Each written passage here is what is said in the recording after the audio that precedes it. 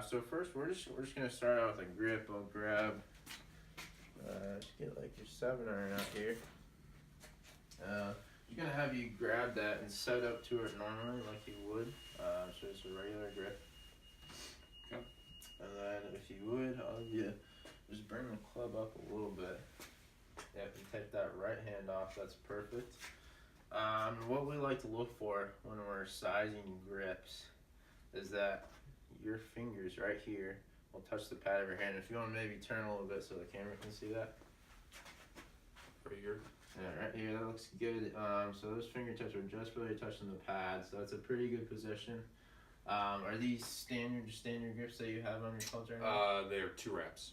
Standard with 2 wraps. Mm-hmm. So I would say that you're probably good to stick with that. Looks like they are getting a little bit worn out. You can put it down now. So maybe think about actually getting those regripped. Yeah, I'd say it's been about more than a year, so they've definitely gone through a few rounds, so it's probably time to change those. Okay, and then I do like, this is a multi-compound grip we got here with the rubber on the bottom and then the cord on the top. A good combination of the feel, still pretty durable with the cord on that top. Cord, especially being down here in the south where it's a little bit hotter, that helps you maintain a solid grip when you get a little bit sweaty or when it's wet outside. So I would suggest sticking with that multi-compound, especially if that feels good to you. Yes. And like I said, 2 grips or 2 wraps under that grip seems like it's working well. You had a pretty good fit there. Let's grab your bag here. I'm just gonna have you kind of walk me through what clubs you got in the bag right now. Yeah, so I'm kind of in the mix of getting a few new clubs, but right now I just got new G400 driver, and I have the TaylorMade M2 3-wood, and 3 hybrid Nike Covert 2.0. And then 4 through pitching wedge is the Titleist AP2s. And then I have a 54 and 58 with the Titleist BV SM6s. So those help me, and I have the F grind on there to I dig a little bit, so it kind of helps me with my shot shape and how I attack the ball. And then I have Scotty Cameron counterbalance putter, 37-inch length, so being a little bit taller kind of helps me maintain a better posture through the strikes. So a little bit of my bag there, but like I said, I'm in the midst of getting a few new clubs. So so when you go out on the course, do you know approximately how far each one of your clubs is gonna go? So I've used TrackMan a lot, but it's been a couple months since I've really gone in depth, but I have a really good understanding out here now what my distances are with each one. Would you say with say your iron per se, is there about like a 10-yard gap in between? About 10 yards, yeah.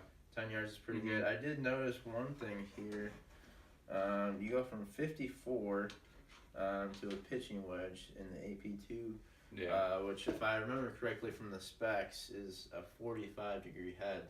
Which 9 degrees is quite a bit of a gap there. Do you notice that you have troubles possibly in between a pitching wedge and a 54? That distance from about 135 to 140 is a little awkward for me, so that's why I said I'm in the midst of getting a gap wedge and then possibly changing out my 3 hybrid for a 2-iron. So yeah, I really like both of those ideas you got there. I like to think that 5 degrees is probably the max gap you want to have as far as going through the irons and wedges. So that gap wedge coincidentally would be a good option there. And even out here, you suggested the 2-iron, keeping it low in play, more controlled. Right. Good for the tight fairways out here at Desert Forest. So I really like both of those ideas. So I guess with that being said, I would definitely suggest going out and making that investment. I feel like that would be very beneficial to your game moving forward. Having those gaps down and knowing the yardages, not having to manufacture shots with a little bit less or trying to hammer one with one of your wedges. Let's just have you maybe hit a couple shots here just to warm up a little bit. Sure.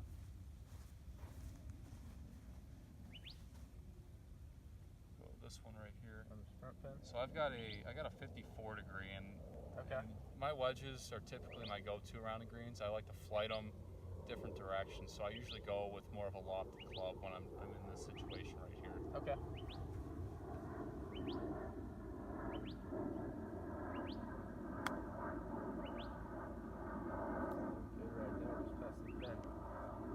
So as you're hitting that shot, what was your mindset before you go ahead and hit this, or what were you thinking about? I'm always visualizing where I want the ball to land.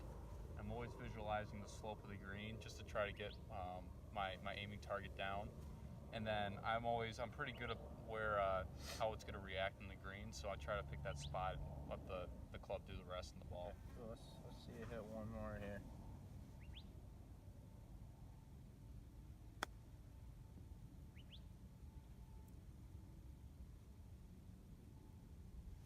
Good.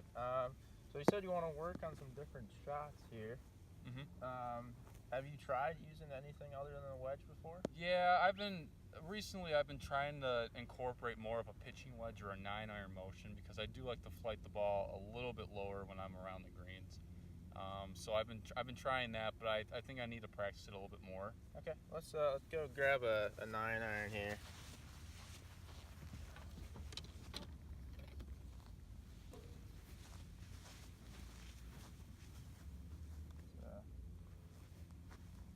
I'll just show you what I'm thinking and what goes through my head when I get a 9-iron.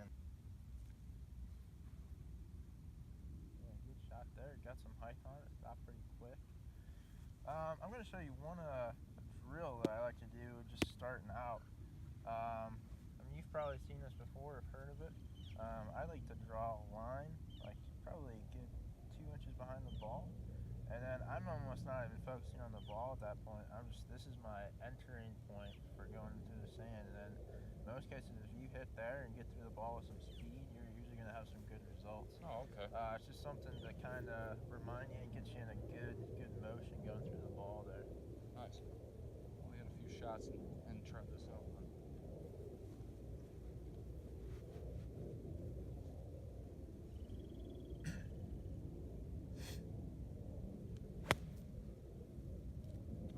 Nicely done, yeah.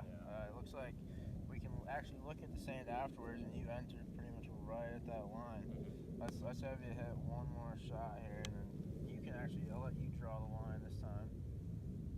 Yeah, just like that.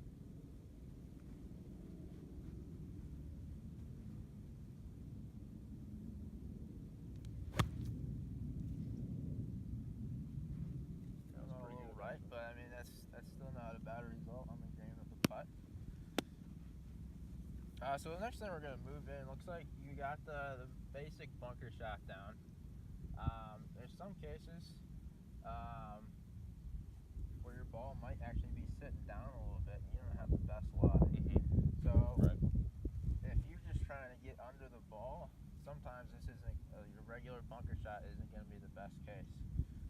So now we're going to get into, I like to call it kind of a chunk and run.